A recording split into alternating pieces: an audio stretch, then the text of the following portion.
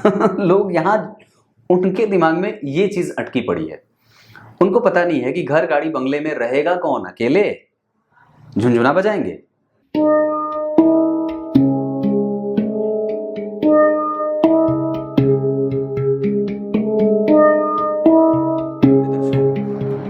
नमस्कार, एक बार फिर से उपस्थित हूं आप सबके सामने गुरुवार के बाद शुक्रवार के कार्यक्रम में सुबह 10 बजे से लेकर 11 बजे के बीच में। शुरू करते हैं आज का कार्यक्रम विश्लेषण जन्म कुंडली का। इस कार्यक्रम के अंतर्गत आज जिनकी कुंडली लेकर के आया हूं, इनका नाम तो इन्होंने नहीं बताया है, पर इनका नाम माधव हो सकता है। नॉर्थ लखीमपुर आसाम से ये कुंडली आई है, 1 अक्टूबर 1994। शुरू करते हैं आज का कार्यक्रम। एक बात बताता हूं, जिस देश में गायों की हिंसा होती है, ध्यान से समझिएगा, जिस देश में गायों की हिंसा होती है उस देश का इतिहास जल्दी ही बन जाता है और वो दफन हो जाता है। या तो उस पे आक्रांताओं का आक्रमण होता है, या उस देश में ही अपने ही देश में बाहर के लोग आकर के, या फिर आपके ही देश के नागरिक अपने ही दुश्मन हो जाते हैं। और ये बड़ी अच्छी बात तो नहीं है, लेकिन यहां भी हो रहा है। विचार करके देखिए। सबसे पहले अगर आप चाहते हैं कि सुरक्षित रहें, संपूर्ण रहें और श्रेष्ठ बने रहें, बुद्धि और मति सरकार की, शासन के शीर्ष पर बैठे लोगों की किसी भी तरीके से कोई घोटाला ना हो, चौटाला ना हो, पोटाला ना हो, पता नहीं कितने भी तरीके के जो भ्रष्टता फैली है वो ना हो, तो सबसे पहले सरकार को गो हत्या पे नियंत्रण रखना चाहिए। करपात्री जी महाराज ने इसी चीज को लेकर के आंदोलन करा था। उस समय जो है वो इंदिरा गांधी की सरकार गिर गई थी। वापस हमें हमेशा ही ये याद रखना चाहिए, गो हत्या जब तक आपके देश में बंद नहीं हो तब तक ना तो आपके देशवासियों की बुद्धि शुद्ध होगी और ना तो वो नैतिकीय तत्वों से ऊपर उठ पाएंगे, वैचारिक रूप से उनका उत्थान नहीं हो सकता। जो व्यक्ति अपने माता को ही काट के खाएगा, जो व्यक्ति अपने माता को ही नष्ट करेगा, तो उसकी संतति का क्या हो सकता है? विचार करिए। ये विचारणीय बात है। ये किसी भी तरीके से किसी चीज से प्रेरित होकर के कोई नहीं कह रहा। ये लोग दरअसल इसको धर्म से जोड़ करके, किसी के आस्था से जोड़ करके देख लेते हैं, पर वस्तुतः इन दोनों से ही ऊपर उठ करके सोचने वाली बात है कि जहां कहीं भी गाय की हिंसा हुई है, आप उठा करके इतिहास देख सकते हैं, ईरान, फारस, तुर्की, अफगानिस्तान, जहां कहीं भी आप देख लीजिए, उस देश की स्थिति देखिए, आपको स्वतः पता चल जाए कि क्या हालत हो रही है। और अगर हमारे ही देश में अगर ये चीज बनेगी तो इसका इतिहास तुरंत ही बदल जाएगा और तुरंत ही ये नष्ट भ्रष्ट हो जाएगा। ये सच्ची बात है। इस वजह से आप सभी लोगों को कम से कम इस तरफ सरकार का ध्यान अवश्य ही आकृष्ट कराना चाहिए, जो समाज के ऊंचे तबके के लोग हैं, और निश्चित रूप से इस पे आप लोगों को सरकार से मांग रखनी चाहिए और सभी लोगों को, सभी वर्ण के लोगों को इसके सामने आकर के अपनी मांग रखनी चाहिए। शुरू करते हैं आज का कार्यक्रम। कहीं नहीं जाना है, बिल्कुल बन के रहना है। अपने आसपास गाय की सेवा, उनको जल, उनका भोजन, उनका प्रबंधन निश्चित रूप से हमारी प्राथमिक जिम्मेदारी है। जिस तरह से आप फर्स्ट एड बॉक्स रखते हैं ना अपने घर में, माताओं की सुरक्षा नहीं करेंगे तो किसकी सुरक्षा करेंगे? बहनों की सुरक्षा नहीं करेंगे तो किसकी सुरक्षा करेंगे? तो फिर ये शरीर किस काम का है? विचार करिए। और किसी चीज से प्रेरित होकर के विचार करने की आवश्यकता नहीं है। ये हमारा धर्म होता है, ये हमारा कर्तव्य होता है, इस पर विचार करने की बात है। आइए, मैं आपको, आजकल तुला लग्न की कुंडलियां बड़ी ज्यादा आती हैं और तुला लग्न की कुंडली के लिए मैंने 2-3 बातें बहुत सारी कही हैं, उसमें से 2-3 बात और भी जोड़ देता हूं। ये थोड़े स्वार्थ से युक्त होते हैं। मम्मी ने घंटी बजा दी, 6:22 हो गए, और तुला लग्न वालों में बैलेंस करने के लिए इसलिए वो हावी होते हैं, इसलिए वो बैलेंस करना चाहते हैं क्योंकि वो नुकसान नहीं झेलना चाहते या वो नुकसान से डरते हैं। क्रुद्ध भी होते हैं, तुरंत क्रोध में जाएंगे, तुरंत नीचे आ जाएंगे। स्वप्न देख लेते हैं, ऊंचे खाब, दूसरों के प्रति आकृष्ट होने का भाव भी होता है। सब कुछ जानने का भाव होता है और अपनी उपस्थिति दर्ज कराने का भाव होता है कि मैं जहां पे रहूं वहां मजबूती से खड़ा रहूं, ऐसे वाला।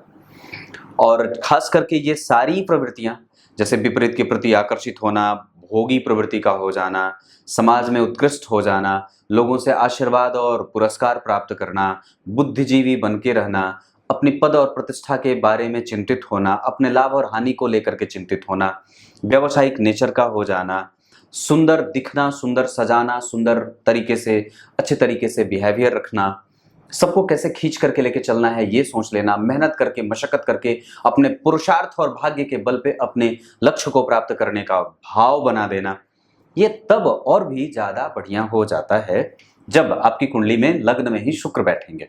और ऐसी अवस्था में कि लग्न में ही शुक्र बैठ जाएंगे तो व्यक्ति और भी ज्यादा उदारमना हो जाए, उसका व्यक्तित्व, उसका स्वास्थ्य, उसकी उम्र, उसका प्रभाव, उसका जो विकास होता है वो सब बहुत ज्यादा अच्छे हो जाते हैं। दो तीन चीजें आपको यहाँ देखने को मिल जाएंगी। जैसे आप अगर कुंडली को देखें तो चंद्रमा और मंगल एक साथ, बहुत बढ़िया स्थिति होगी ये चंद्रमा और मंगल वाली, जहाँ चंद्रमा स्वग्रही और मंगल जो है वो धन भाव के और सप्तम भाव के अधिपति होकर के अपने भाव से चतुर्थस्थ बैठे हैं 4 डिग्री के, और ये पुष्य नक्षत्र में बैठे हैं जिसके अधिपति शनि जो है वो जन्म कुंडली में स्वग्रही होकर के बैठे हैं, और जहाँ के अधिपति स्वयं शनि ही होते हैं। ग्रह के पोजीशन के आधार पे अगर आप देखेंगे, अभी पंचांग बाकी है, बहुत सारी चीजें बाकी है, तो मैं तो अभी ऐसे ही बस ये बता रहा हूँ कि सबसे पहले तो लग्न को केतु देखे, फिर मंगल ने देख लिया, और लग्न पे बुध का प्रभाव, गुरु का प्रभाव, शुक्र का प्रभाव, राहु का प्रभाव, मंगल का प्रभाव, केतु का प्रभाव, 1 2 3 4 5 6, और लग्न से केंद्र में चंद्रमा का जाना, गुरु से केंद्र में चंद्रमा का जाना, शुक्र से केंद्र में चंद्रमा का जाना, बुध से केंद्र में चंद्रमा का जाना, ये कैसा रहेगा ये जानेंगे। 12वें भाव में सूर्य अगर आपकी कुंडली में है तो कैसा प्रभाव होता है कन्या राशि में, ये जानेंगे।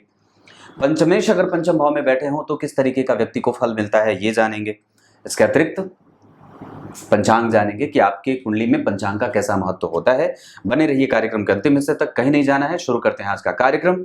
और गायों पे हिंसा बिल्कुल भी किसी भी स्थिति में बर्दाश्त नहीं करनी चाहिए, ये बात हमेशा ही याद रखिए।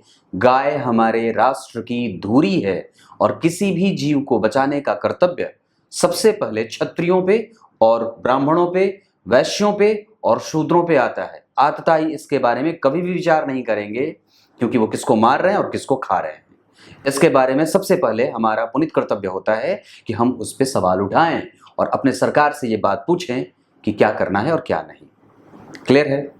शुरू करते हैं आज का कार्यक्रम। विक्रम संवत 2050, शक संवत 1916, जिस संवत्सर में इनका जन्म हुआ है उस संवत्सर का नाम सर्वजित संवत्सर है।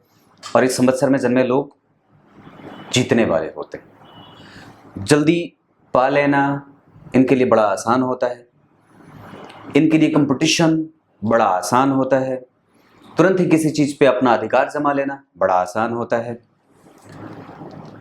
जो काम ये किसी के साथ मिलकर के करेंगे तो हो सकता है थोड़े पिछड़ जाए, इस वजह से इनको अकेले काम करना चाहिए। दक्षिणायन भाद्रपद माह में व्यक्ति सुंदर भद्र पुरुष की भांति तार्किक नेचर का होता है।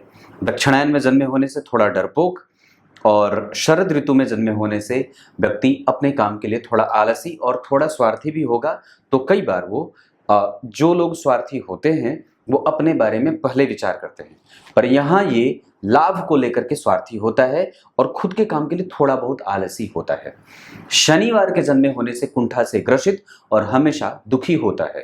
कृष्ण पक्ष के एकादशी के जन्मे होने का प्रभाव जातक के जीवन में धन के आने की गति और जाने की गति असमंजस से युक्त होती है। और कृष्ण पक्ष के एकादशी के चंद्रमा पापग्रह होने के कारण मन में सवालों का प्रभाव हमेशा बना रहता है, कभी भी सवाल खत्म होने के नाम लेते ही नहीं है। सिद्ध योग और आश्लेषा नक्षत्र, जहां व्यक्ति थोड़ा रुग्ण रहे, थोड़ी कमजोरी, थोड़ा इम्यून कमजोर, थोड़ा मन परेशान, सवालों का प्रभाव हमेशा बना रहे, दूसरों की गलतियों से सीखने वाला, खुद गलती नहीं करने वाला और हमेशा आदेश देने वाला होता है, पालन करने में भरोसा थोड़ा कम है। सिद्ध योग काम को भी दिया जाए, कोई भी दिया जाए, व्यक्ति सफल कर लेता है। ब्राह्मण वर्ण और राक्षस गण के होने के कारण ये तुला लग्न वायु तत्व की राशि है, इस वजह से व्यक्ति तुरंत प्रोग्रेस कर जाता है थोड़ी मेहनत से ही। जैसे चर स्थिर द्विस्वभाव, तो अगर आप देखेंगे तो मेष वृष मिथुन कर्क सिंह कन्या तुला चर प्रकृति वायु तत्व की राशि। ऐसी स्थिति में व्यक्ति चलायमान है, एक जगह पे टिक करके इसको बहुत ज्यादा देर तक आप रखेंगे तो इसको मशक्कत होती है, दिक्कत होती है, ये बैलेंस फिर नहीं कर पाता। इस वजह से ये तुरंत रिश्तेदारी में भी जाए तो तुरंत वापस लौट के घर आए और अपने काम पे फोकस लगातार बना रहता है। ये सबसे अच्छी बात होती है। इस वजह से ही ये कई बार बहुत जल्दी सक्सेस इनको मिल जाती है। शुद्ध है, मनस्वी है, चिंतन करने वाला है और किसी भी तरीके से दूसरों को ज्ञान देने वाला है, ज्ञान के पीछे भागने वाला और हमेशा ही प्रभाव से संपन्न रहने की लालसा व्यक्ति के अंदर होती है। और सबसे अच्छी बात है कि धन को लेकर के हमेशा ही व्यक्ति प्रभाव में आगे बढ़ा करके अपने आप को देखना चाहता है। वो कभी भी किसी से मांगना नहीं चाहता, चाहे 2 रुपए की बात हो या 20 रुपए की बात हो, हमेशा दे करके दूसरों पे एहसान करने का नेचर जातक के अंदर रहता है। पंचांग में सबसे अच्छी बात क्या हो सकती है?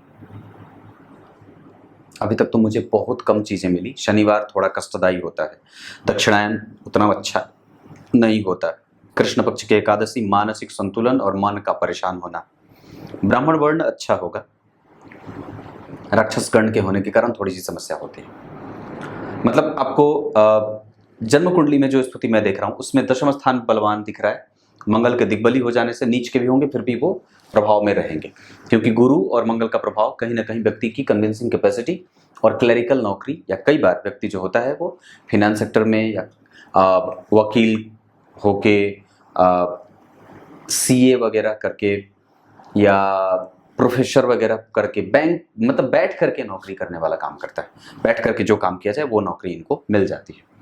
सूर्य 12 में कन्या राशि के, ऐसी अवस्था में पेट की समस्या होती है। सबसे पहले दुश्मन बनते रहते हैं, हालांकि उससे कभी नुकसान नहीं होता है, इंक्वायरी वगैरह आपके ऊपर हो सकती है, ऐसा मैं देख रहा हूँ। लग्न तुला का है और निश्चित रूप से लग्न में गुरु आपको व्यावसायिक नेचर का बना देते हैं और भी ज्यादा। कल को अगर मन करे नौकरी छोड़ करके खुद का व्यापार करने का तो बिल्कुल ही आराम से आप कर सकते हैं। बुध आपकी कुंडली में स्वाति लग्न 14 डिग्री का बलवान है और बलवान होकर के बलवती स्थिति में बैठा है, और गुरु ज्ञानी, ज्ञान से संपन्न और प्रगाढ़ मैत्री करने वाला, दूसरों के साथ व्यक्ति तुरंत ही चिपक करके उससे उसकी बात जानने वाला और भेद का पता लगा लेने वाला होता है। शुक्र और गुरु एक साथ लग्न में बैठेंगे और उतने सारे ग्रहों में से सबसे बढ़िया अगर कोई ग्रह वहां बैठा है तो मैं समझ रहा हूं कि वहां सबसे अच्छी स्थिति में शुक्र ही है जो मालव्य योग का प्रभाव देंगे। दूसरे नंबर पे वहां बुध का प्रभाव रहेगा, 9 डिग्री के बैठे हैं। शुक्र और गुरु में से जंग जो ग्रह जीत रहा है वो शुक्र ही हो रहे हैं, और ऐसी स्थिति में राहु भी विशाखा के, शुक्र भी विशाखा के, गुरु भी विशाखा के और लग्न स्वाति और बुध स्वाति के।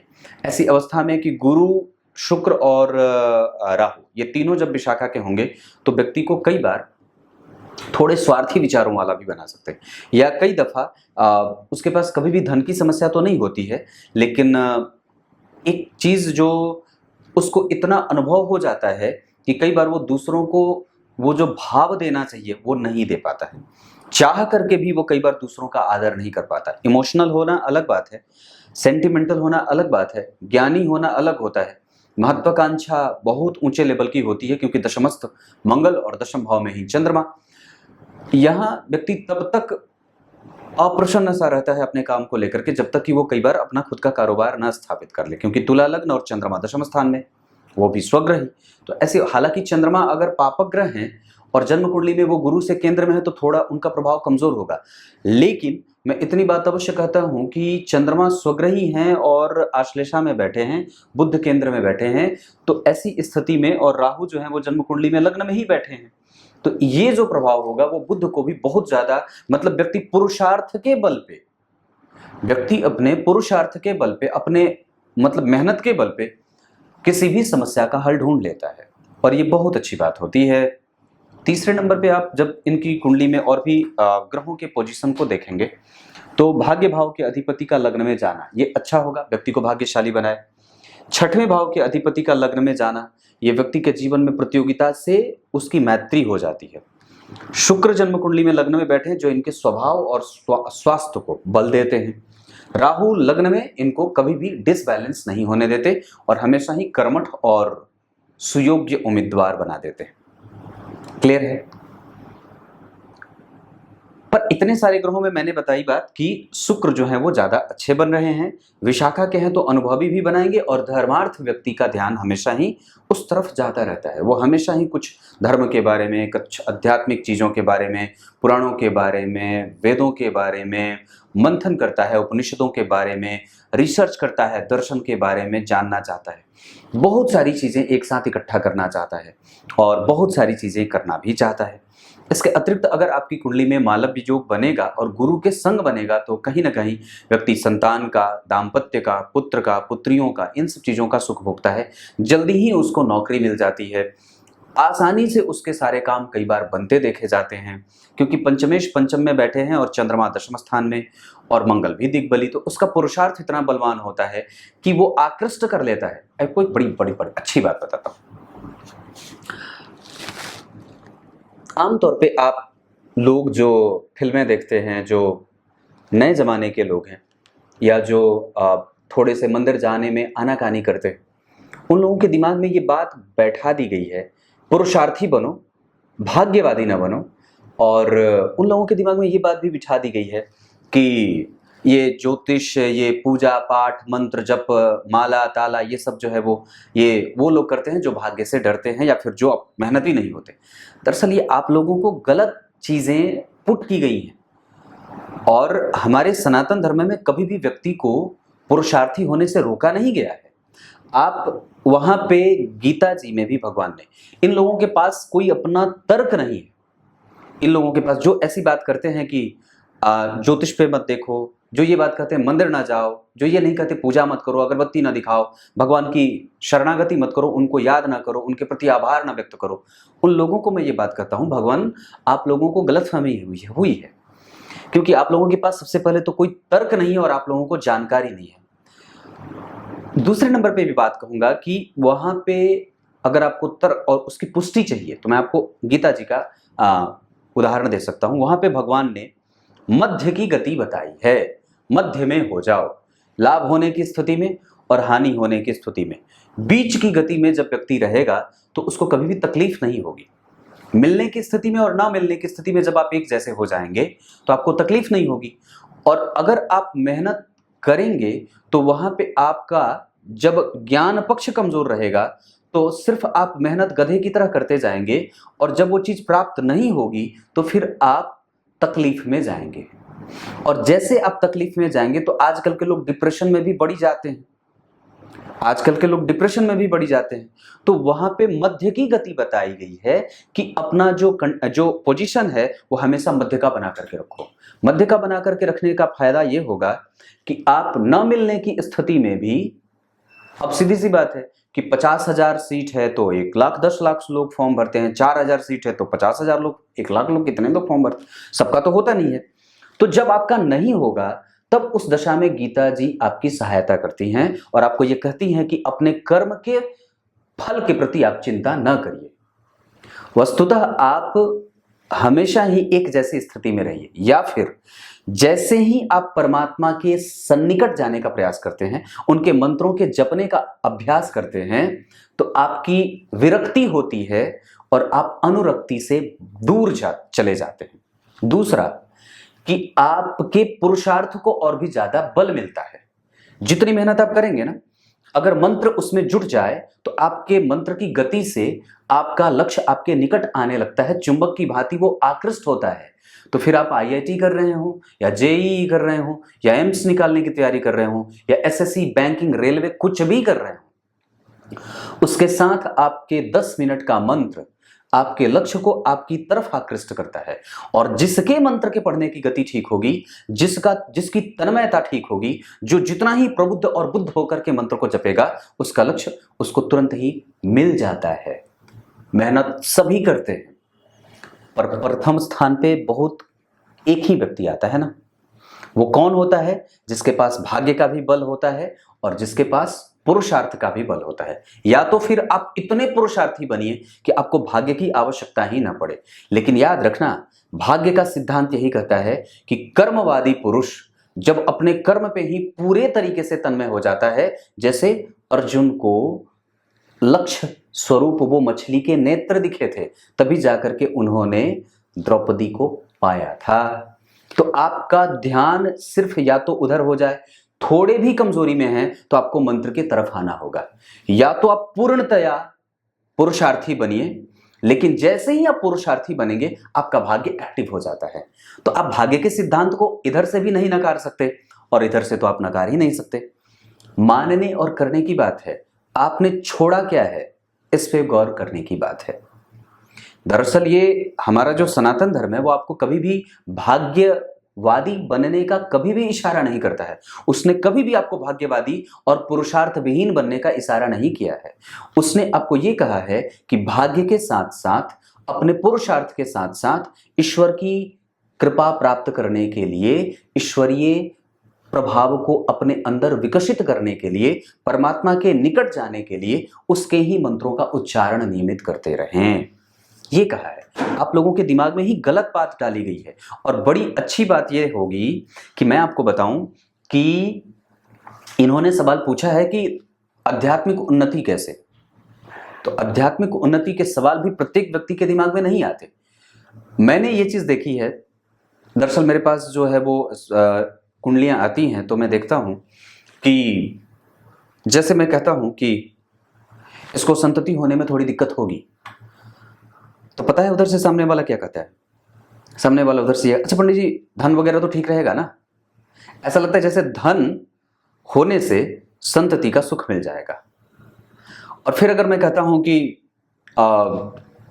इसकी कुंडली में दाम्पत्य जो है वो मतलब स्थापित करने से पहले, विवाह करने से पहले कुंडली मिला लीजिएगा, नहीं तो दिक्कत होगी। तो फिर बोलेंगे कि पंडित जी घर गाड़ी वगैरह बंगला वगैरह तो है ना सब। लोग यहाँ, उनके दिमाग में ये चीज अटकी पड़ी है। उनको पता नहीं है कि घर गाड़ी बंगले में रहेगा कौन, अकेले झुनझुना बजाएंगे, पत्नी के साथ विचार मिलेंगे नहीं, संतति होगी नहीं, तो फिर उस घर और गाड़ी बंगले का क्या सुख है? किसके साथ पार्टी करेंगे? कौन आएगा आपके पास दरवाजे पे? ये बात है। हम लोग दरअसल घूम गए हैं, कलयुग का प्रभाव इतना तीव्र है कि पूछो ही मत। तो ये स्थिति होती है। तो मैं कहाँ था? पंचम भाव पे था कि पंचम भाव स्थिति अच्छी बता रही है। यहाँ पे वक्री हैं, 13 डिग्री के हैं, थोड़े शिफ्ट करेंगे ये, तो फिर भी व्यक्ति को कम से कम मेंटल स्टेबिलिटी, ये व्यक्ति मानसिक रूप से बहुत ही ठीक है। पर कभी कभी ये कमजोरी यहां से आती होगी कि जैसे अमावस्या के निकट व्यक्ति पहुंचता होगा, ये चंद्रमा कमजोर दिखाई देने लगते होंगे और व्यक्ति का प्रभाव कमजोर होता होगा। अब मैं आपको इनकी कुंडली में जैसे थोड़ी कमजोरी बता देता हूं। जैसे ये मंगल यहाँ कर्क राशि के बैठे हैं, पर ये आपको वस्तुतः दिख रहे हैं कमजोर। डिग्री में 19 और 4 थोड़ा अंतर भी है। और यहाँ पे मंगल पुष्य नक्षत्र के बैठे हैं, जिसके अधिपति इस कुंडली के लिए सर्वाधिक योग कारक होकर के स्वग्रही बैठे हैं और शिफ्ट भी करेंगे तो व्यक्ति को कम से कम सुख दे ही देंगे। माता वगैरह का सुख मिल जाता है, भवन भूमि वाहन आदि का सुख व्यक्ति को मिल जाता है। यहाँ मंगल इनको पराक्रमी बनाएंगे और सबसे अच्छी बात होगी कि माता का सर्वस्व मिलता है और उसके अतिरिक्त व्यक्ति बहुत ही ज्यादा पॉजिटिव नेचर का हो जाता है और थोड़ा जैसे उंगली दिखा करके काम करने वाला। मतलब आप इसको ऐसे कह सकते हैं कि अगर उसका काम नहीं बने तो फिर वो किसी को भी छोड़े नहीं, ऐसा वाला। तुला लग्न के हैं, स्वार्थ से तो सिद्ध होते ही हैं व्यक्ति के काम। सूर्य 12 में, ऐसी स्थिति में मैंने कहा पेट की समस्या, पिता का धन खर्च होता है, व्यक्ति स्वयं भी थोड़ा बहुत खर्च करता है, हालांकि उसका धन कई बार बहुत ही ज्यादा संतुलन से युक्त नहीं जाता है होता है। जैसे आपको भी खुद के धन पे बैलेंस करने की आवश्यकता होगी, पिता का धन भी ज्यादा बर्बाद ना हो, इस पे भी ध्यान देना होगा। और चंद्रमा के नक्षत्र में बैठे हैं, इस वजह से आप बहुत ज्यादा सेंसिटिव ना हो किसी भी चीज को लेकर के, इसका भी ध्यान रखना होगा। नैतिकीय तत्वों से युक्त हो, आपके गलत मित्र न बने, गलत लोगों के साथ उठक बैठक ना हो आपकी, इन सब चीजों का विचार करना होगा। सुरा और सुंदरियों का प्रभाव आपके जीवन पे कम होना चाहिए। कई बार व्यक्ति धुआं लेने लगता है। क्लियर है? चंद्रमा दशम स्थान, कल को व्यापार करने का मन करे कर लीजिएगा। आप समाज के प्रतिष्ठित व्यक्ति के रूप में जाने जाएंगे, लोग आपकी बात मानेंगे, आप जो कह देंगे वो सबको अच्छा लगेगा और आपकी बातों में किसी भी तरीके की कोई नाराजगी समाज का कोई भी वर्ग नहीं रखेगा। कल को आप राजनीति में जाना चाहते हैं, बिल्कुल उतर जाइए। समाज सेवा के क्षेत्र में उतरना चाहते हैं, बिल्कुल उतर जाइए। कोई ट्रस्ट बनाना चाहते हैं, बिल्कुल कर लीजिए। कोई धार्मिक संस्थान से जुड़ करके आप अपने वैभव को और भी बढ़ाना चाहते हैं, ये आपकी कुंडली में चंद्रमा मंगल सहायता कर देंगे। सरकार से जुड़ करके कोई काम करना है, पिता से जुड़ करके कोई काम करना है, पिता के नाम पे ट्रस्ट बनाना है, बना लीजिए।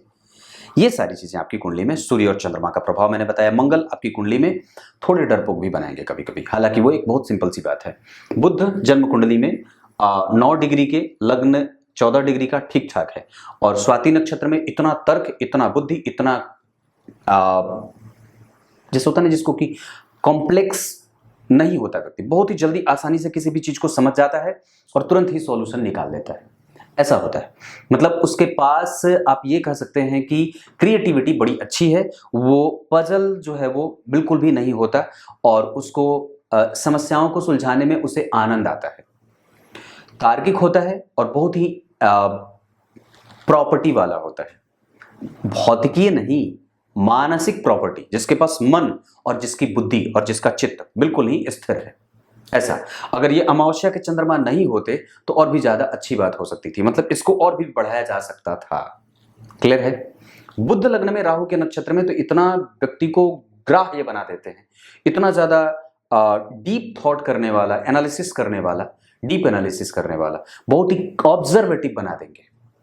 क्योंकि वही गुरु भी बैठे हैं तो व्यक्ति के पास ज्ञान को पकड़ने की ताकत भी है कि क्या अच्छा है और क्या बुरा। लेकिन गुरु अगर शुक्र की राशि में नहीं बैठते तो और भी ज्यादा अच्छी बात होती। लेकिन लग्न में गुरु बैठे हैं तो व्यक्ति के अंदर कम से कम चपलता नहीं रहेगी, चंचलता नहीं रहेगी, स्थिरता रहेगी। और उसके पास एक ऑरा रहता है कि सभी लोग उससे प्रभावित होते हैं, सभी लोगों का प्रभाव उसके ऊपर रहता है।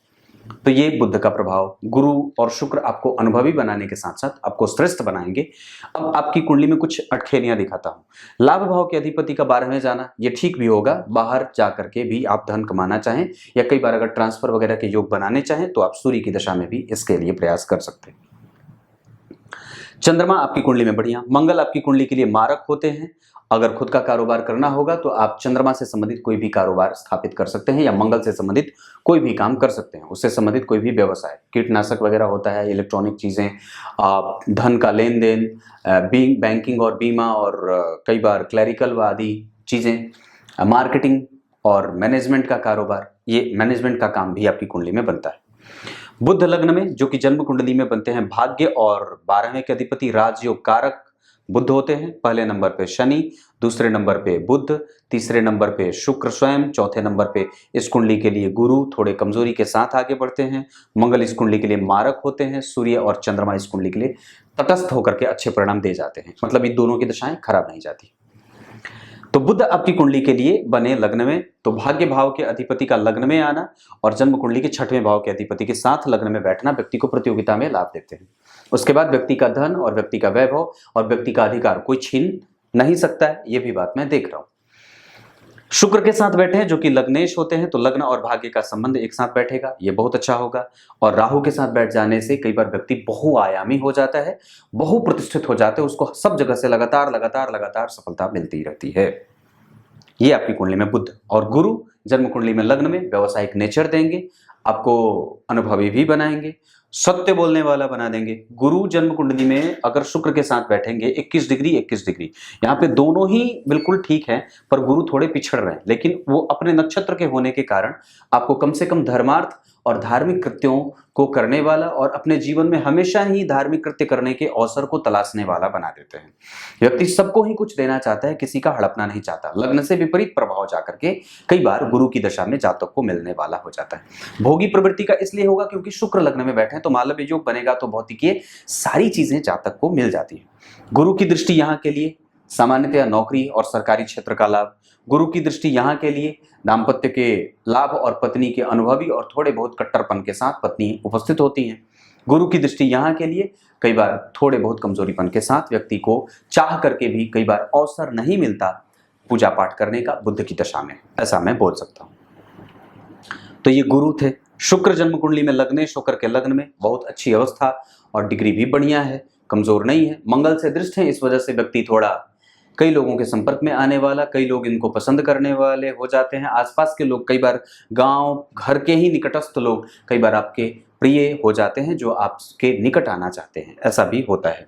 शुक्र जन्म कुंडली में लग्न में बैठे और मंगल से दृष्ट हो गए, ऐसी अवस्था में व्यक्ति स्वरोजगार की तरफ भी विचार कर सकता है। ये बात मैं बार बार, चौथी बार बोल चुका हूं। शुक्र का प्रभाव यहाँ के लिए अपने ही नक्षत्र में केतु को बिठा रखा है और खुद बैठे हैं गुरु के नक्षत्र में। यहाँ व्यक्ति के पास नैसर्गिक रूप से बहुत ज्यादा बार कई लोगों से लाभ मिलते देखा जाता है, जैसे बॉस हो जाएं, आपके बड़े भाई साहब हो जाएं, आपकी पत्नी हो जाए, आपके हित मित्र जो स्त्रियां हैं, उनसे आपको हमेशा ही सपोर्ट मिलता रहेगा।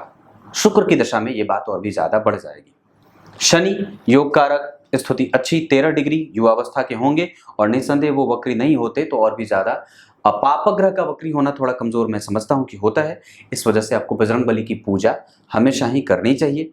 उनके ऊपर किसी भी शुभ ग्रह का कोई प्रभाव नहीं है, मंगल उल्टे देख ले रहे हैं, इस वजह से शनि मंगल राहु केतु का प्रभाव जन्म कुंडली के पंचम भाव पे व्यक्ति को बहुत ज्यादा फ्लेक्सिबल बना देते हैं और कई बार व्यक्ति पाप कर्मरत हो जाता है, हिंसा से युक्त होकर के उसका पिछला जीवन बीता है, या कई बार वो दूसरों को सताने वाला भी बन जाता है। तो ऐसा आप करना नहीं चाहिए आपको। आपकी कुंडली में ऐसे योग बन जाते हैं कई बार, इस पर विचार करना चाहिए। पंचम मेष पंचम भाव में बैठेंगे तो व्यक्ति को यश कीर्ति मान सम्मान पद प्रतिष्ठा देंगे, लेकिन चूंकि शनि है, वक्री है, इस वजह से वो अशौच से युक्त होकर के अपने प्रभावों में विलंब करेंगे और कई बार व्यक्ति के पास पैसे बचते नहीं हैं, जिस कारण से कई बार उसको भौतिकीय संसाधनों में थोड़ी विलंब की स्थिति बनती है। वैसे आपकी कुंडली में भी शुक्र की दशा चल रही है, सबसे अच्छी दशा आपकी कुंडली की अभी बीत रही है, जिसमें सबसे अभी तो 2024 के 9वें महीने तक खाली व्यय होंगे, पर उसके बाद आपका बजट बनना शुरू हो जाएगा। जब आप कुछ अलग और नया घर वगैरह गाड़ी वगैरह खरीदना हो तो 2030 2027 ये दोनों ही वक्त आपकी कुंडली के लिए अच्छे रहेंगे, मतलब शनि और बुध की दशा। तीसरी दृष्टि अच्छी नहीं है, विवाह विलंब से ना हो इसका खतरा हो सकता है, पत्नी रोगी ना हो इसका खतरा हो सकता है, उसको पेट से संबंधित समस्या ना हो इसका खतरा हो सकता है, आप खुद जो है वो नेत्रों से और कान से संबंधित बीमारियों से पीड़ित ना हो, यह आपको खतरा हो सकता है। शनि की 7वीं दृष्टि थोड़ी कमजोर, शनि की 10वीं दृष्टि थोड़ी कमजोर, मतलब जहां भी शनि देख रहे हैं वो अच्छे नहीं देख रहे हैं। इस पर मैंने कार्यक्रम बनाया भी था कि शनि जहां बैठते हैं वहां कई बार तो अच्छा कर देते हैं, पर जहां देखते हैं अगर वो उनके मित्र की राशि ना हो या उनके शत्रु की राशि हो या उनकी अपनी खुद की राशि ना हो तो उन भावों को वो कमजोरी देते हैं। तो डेली बेसिस के इनकम में कमजोरी, लाभ में विलंब या देर से, और यहाँ पे धन को लेकर के या व्यक्ति कई बार थोड़ा गंभीर या अपने आप को जबरदस्ती गंभीर बना बैठता है, जिसके लिए कई बार लोग आपसे नाराज भी हो जाएंगे। तो बहुत ज्यादा गंभीर बनाने की आवश्यकता नहीं है, खुद को बहुत ज्यादा बिल्कुल ही जॉली मूड में रखिए। शांत रहने की बात है जरूर, पर सीरियस होने की कोई आवश्यकता नहीं है। ये शनि आपकी कुंडली में राहु लग्न में बैठे तुला राशि के बैठे हैं और निश्चित रूप से उनकी जो स्थिति बन रही है कि 21 डिग्री के, और उनपे किसी भी पापक दो पापक नहीं 3 शुभ ग्रहों का प्रभाव, एक पापक ग्रह मंगल खाली देख रहे हैं, बाकी कोई भी ग्रह कमजोर नहीं है। और राहु जो है वो गुरु के साथ गुरु के नक्षत्र में बैठे, इस वजह से राहु की दशा भी आपकी कुंडली में कमजोर नहीं है और मैं समझता हूं कि राहु की दशा भी आपकी कुंडली के लिए बहुत अच्छी साबित होगी और ये निश्चित रूप से बेहतर परिणाम दे सकते हैं। जैसे इनकी दशा में यश कीर्ति और आपका प्रभाव, आपका जो है वो रिकॉग्निशन बढ़े, आपके मेहनत करने का बल बढ़ता है और पराक्रमी होकर के आप निश्चित रूप से हठ और जिद्द से अपने समस्त लक्ष्यों की प्राप्ति कर बैठते हैं। धन योग कितने बने हैं? लग्नेश का लग्न में बैठना ही सबसे महान धन योग बनेगा। गुरु धन के कारक लग्न में बैठे, लग्न में भाग्य भाव के अधिपति, इस वजह से ये कुंडली यहाँ पे ही बलवान हो जा रही है। धन भाव के अधिपति का पंचम भाव में बैठना, नीच भंग होना पर थोड़ा कमजोर, लेकिन नक्षत्र से उनको बल मिलेगा क्योंकि शनि इस कुंडली के योग कारक और पंचम में बैठे हैं। तो मंगल के कारण, मंगल की दशा में और मंगल में शनि में व्यक्ति और भी ज्यादा एक्टिव होकर के काम करता है और धन अर्जन करता है। मंगल यहाँ पे ठीक होंगे, खराब नहीं होंगे। अगर कल को आप अपना खुद का कारोबार करें, 5वीं बार बोल रहा हूं, तो कर सकते हैं। पराक्रम भाव के अधिपति का लग्न में जाना, मेहनत करके व्यक्ति सफल होता है। चतुर्थ भाव के अधिपति का पंचम में आना और पंचम के अधिपति होकर के पंचम में जाना, दाम्पत्य, माता पिता पुत्र सुख, सौख्य आदि की वृद्धि, चल अचल संपत्ति व्यक्ति आने से पहले भी लेकर के आता है और पिता का सुख भोगता है। छठवें भाव के अधिपति का लग्न में जाना, प्रतियोगिता से इसको कभी डर ना लगे और ऋण वगैरह में व्यक्ति जाता रहता है, किसी को देने से बचना चाहिए, कई बार आप दे देंगे पर निकाल नहीं पाएंगे। सातवें भाव के अधिपति का अपने भाव से चतुर्थस्थ पापग्रह होकर के ये ठीक नहीं होता, तो दाम्पत्य विलंब से ना हो और मिला करके करें तो ज्यादा बढ़िया हो। अष्टम भाव के अधिपति का लग्न में आना, ये लग्नेश स्वयं होते हैं। यहाँ पे तीसरे नंबर पे शुक्र आपकी कुंडली के लिए अच्छे ग्रह के रूप में जाने जाएंगे, पर फिर भी वो आपसे आपकी आयु नहीं छीनेंगे, आपका बल और आपका, कम से कम आप तुला लग्न के हैं और अष्टमेश लग्न में बैठ रहे हैं, लग्नेश लग्न में बैठ रहे हैं, तो ऐसी अवस्था में आपको कम से कम जब शुक्र की दशा अंतिम चरण में जाए, जैसे कि अभी अंतिम चरण में ही आप धीरे धीरे जा रहे हैं, 2034 तक की ये दशा है, तो अंतिम के जो 6 वर्ष होंगे, 28 से लेकर के 5 वर्ष जो होंगे या 6 वर्ष जो होंगे, उसमें कम से कम आपको नदी नाला, पोखरा, सीवर वगैरह, बहुत ज़्यादा बरसात या एडवेंचर वाली जगहों पे नहीं जाना चाहिए। अपनी पत्नी, अपने दाम्पत्य, अपने संतान, अपनी बेटी, इन सब को लेकर के सुरक्षात्मक दृष्टिकोण अपनाना चाहिए। ये सब चीज़ें आपको ध्यान रखना होगा। अपने घर की सुरक्षा को लेकर के कैसे आप रणनीति बनाते हैं, उसका भेद कोई ना लगा पाए, इसके बारे में विचार करना चाहिए। अपनी गुप्त बातों को कभी किसी से शेयर ना करिएगा। अष्टमेश लग्न में बैठते हैं तो ये सब समस्याएं देते हैं, जो कई बार हम उनके बारे में विचार भी नहीं करते। वो आपको हालांकि बहुत ही ज़्यादा गंभीर नेचर का बना देंगे, सोचने समझने वाला बना देंगे, और व्यक्ति बहुत ही नज़दीक से जाकर के किसी चीज़ को देखना चाहता है और किसी भी चीज़ का उत्तर बहुत ही निकट से जाकर के ढूंढना चाहता है। उसको तब तक शांति नहीं मिलती है जब तक कि वो पूरे तरीके से सेटिस्फेक्शन में न चला जाए कि नहीं यही इसका उत्तर है। ऐसा होता है। अष्टम भाव के अधिपति का ये बताया, नवम भाव के अधिपति का बता चुका हूँ, ये भाग्यशाली योग। दशम भाव के अधिपति का दशम में आ जाना, ये एक पुरुषार्थी योग बनेगा। एकादशवें के अधिपति का 12वें जाना, ये धन योग बनेगा, लेकिन कई बार आपको मशक्कत करवाने के बाद। ये सूर्य ठीक नहीं है आपकी कुंडली में, ये 12 बैठ के, मैं समझता हूं कि सूर्य का 12 में जाना कई तरीके से आपको कमजोरीपन के एहसास में ला करके डाल देता है। अब आपको मैं आपके तुला लग्न की कुंडली के लिए अगर बहुत सारे ग्रह लग्न में बैठ रहे हों तो निश्चित रूप से आपको उसमें ये देखना होगा कि लग्नेश कहाँ बैठे हैं। तुला लग्न की अगर कुंडली बनती हो तो आपको दूसरे नंबर पे सबसे पहले ये चेक कर लेना चाहिए कि भाग्य भाव के अधिपति का संबंध लग्न से या पंचम से बन रहा है क्या। जैसे अगर आप देखें, तुला लग्न की कुंडली अगर बनती हो और नवम भाव के अधिपति बुध और पंचम भाव के अधिपति शनि, क्योंकि पंचम भाव के अधिपति मैं इसलिए कह रहा हूं क्योंकि पंचम भाव में ही उनकी मूल त्रिकोण राशि बनी है, और अगर शनि का संबंध कहीं से भी बुध के साथ बन जाएगा तो आपको कम से कम आपके भाग्य का बल मिलने के साथ साथ दोनों ही तरीके से आपके जीवन के आने वाली जो दशाएं होती हैं वो बहुत ही मजबूत होकर के उभरती हैं और आपको इंटेलेक्चुअल लेवल पे भी बहुत ही प्रबुद्ध और कम से कम आपको भाग्य का लाभ दिलवा देती है। तुला लग्न की कुंडली अगर बनी हो और कम से कम आपकी कुंडली के लग्न में ही शुक्र का योग बना हो, चंद्रमा से संबंध बन रहा हो, चंद्रमा केंद्र में बैठे हों, गुरु केंद्र में भी बैठे हों, तो भी व्यक्ति पुरुषार्थ के बल पे और अपने मेहनत के बल पे और सुखद नेचर का होता है, कभी भी किसी को रुष्ट नहीं करना चाहता, सुखद दाम्पत्य का सुख भोगता है। ऐसी अवस्था में कि अगर मंगल नीच के होंगे, जैसे कि इनकी कुंडली में बैठे हैं और आपकी भी कुंडली में मंगल अगर नीच के बैठेंगे, तो आपको सबसे ज्यादा अपने पत्नी के स्वास्थ्य को लेकर के ध्यान रखने की आवश्यकता होगी। दूसरे नंबर पे जो आपकी दूसरी संतति होगी, जो दूसरी संतति चाहे वो बेटा हो या बेटी, उसके बारे में विचार करना चाहिए। ये वायु तत्व का लग्न है, इस वजह से प्रखरता से तुरंत ही बैलेंस क्रिएट करता है और तुरंत ही अपने आप को शिखर पे ले जाकर के स्थापित करता है। तुला लग्न के लोगों में कई बार आरंभ में नौकरी करते देखा जाता है, बाद में जाकर के वो व्यवसाय को प्राथमिकता देने लगते हैं। तुला लग्न की जातिकाएं या जातक सुडौल होते हैं, बेहतर होते हैं और बहुत ही कंसंट्रेशन के साथ अपना काम करते हैं। तुला लग्न की कुंडलियां कई बार बहुत ज्यादा व्यापारिक हो जाती हैं, इस वजह से वो कई बार अपनी चीजों को लेकर के बहुत ज्यादा अधिकार पूर्वक बात करने वाली होती हैं और कई बार वो बहुत ही निचले तबके से आकर के अपने आप को स्थापित कर लेते हैं। खास करके अगर आपकी कुंडली में चंद्रमा की स्थिति बहुत अच्छी बन रही हो तो तुला लग्न की कुंडली के लिए अगर गुरु लग्न में बैठेंगे या जन्म कुंडली के भाग्य भाव में बैठेंगे तो व्यक्ति का कम्युनिकेशन अच्छा होगा। अगर वही पंचम में बैठेंगे तो संतान को कष्ट देते हैं और कई बार मेहनत से संतति प्राप्त होती है। अगर अकेले गुरु बैठेंगे तो एक ही तरीके की संतति देने वाले बन जाते हैं, जैसे खाली या तो पुत्र हो या तो खाली पुत्री हो। अगर बुध का प्रभाव जन्म कुंडली में 12वें भाव में जाएगा तो भाग्य का बल कमजोर होगा और ऐसी अवस्था में तुला लग्न के जातकों को चाहिए कि वो अपने जन्म स्थान से दूर जाकर के डिग्री जितना ज्यादा हो सके उच्च शिक्षा का अक्वायर करें, बाहर विदेश जाएं और विदेशी कंपनी के साथ जुड़ करके काम करने का अवसर तलाश करने की आवश्यकता होती है। तुला लग्न की कुंडली अगर आपकी बनती हो और निस्संदेह अगर चंद्रमा कमजोर हो रहे हो तो आपको सबसे ज्यादा बैलेंस बनाने पे विचार करना चाहिए और दूसरे नंबर पे अपने कर्म को लेकर के हमेशा ही फ्लक्चुएशन वाली स्थिति न बने, इसका ध्यान विशेषतया रखने की आवश्यकता है। अगर तुला लग्न की कुंडली बनती हो और कम से कम आपकी कुंडली में शनि बहुत अच्छी स्थिति में न बनते हो तो मैं समझता हूं कि बजरंग बली की पूजा हमेशा ही करते रहना चाहिए। उनको धूप दीप अक्षत पुष्प आदि से उनको पूजित करिए, लाल पुष्प की माला उन्हें अर्पित करिए। गो सेवा तो सबसे प्रधान कर्म होता है, वो कर सकते हैं। ब्राह्मणों का सत्कार, ब्राह्मणों का आदर और बजरंग बली के मंदिर का दर्शन। इसके अतिरिक्त अगर हो सके राहु की दशा चल रही हो और शनि की दशा आदि चल रही हो तो चतुर्थी का व्रत भी आप उठा सकते हैं। ऐसी स्थितियां बनती है।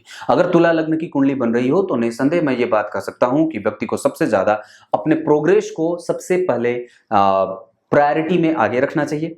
दूसरे नंबर पे आप सामाजिक क्षेत्र से कैसे अपने आप को और भी ज्यादा बेहतर बना सकते हैं, इस पे विचार कर लेना चाहिए। इसके अतिरिक्त अगर आपकी कुंडली में पंचम भाव ठीक बना हो, जैसे कि यहाँ बना है, पंचमेश पंचम में बैठे हैं, नवम भाव के अधिपति नवम में बैठे हो, तो ऐसी अवस्था में व्यक्ति का जीवन आने वाला और साथ ही साथ उसका पिछला जन्म भी होता है वो बड़ा अच्छा और बेहतर माना जाता है। अगर जन्म कुंडली में छठवें भाव के अधिपति का संबंध चौथे भाव से बन जाए तो भी व्यक्ति को नौकरी आदि या गुरु का प्रभाव जब कभी भी शनि को, जैसे कि यहाँ देख रहे हैं, ऐसा बन जाए तो यकीनन आपको नौकरी मिल जाती है, खास करके सरकारी। इतनी सारी चीजें बता दी। कुछ इसी तरीके से आज के कार्यक्रम का समापन करते हैं। तब तक के लिए इजाजत दीजिए। कल एक बार फिर से उपस्थित होंगे आप सबके सामने। तब तक के लिए शाम में इसी कुंडली का नवांश मिलेगा, कहीं नहीं जाना है, देख के जाइएगा। तब तक के लिए JYOTISHHILAKSHY से मैं आपको प्ले स्टोर पे मिल जाऊंगा। अगर आप मुझसे कंसल्टेंसी लेना चाहते हैं तो वहां पे संपर्क कर सकते हैं। दूसरे नंबर पे इंस्टाग्राम पे NAKULPARASHARA इस नाम से आप मुझे वहां भी फॉलो कर सकते हैं। तब तक के लिए बहुत बहुत नमस्कार।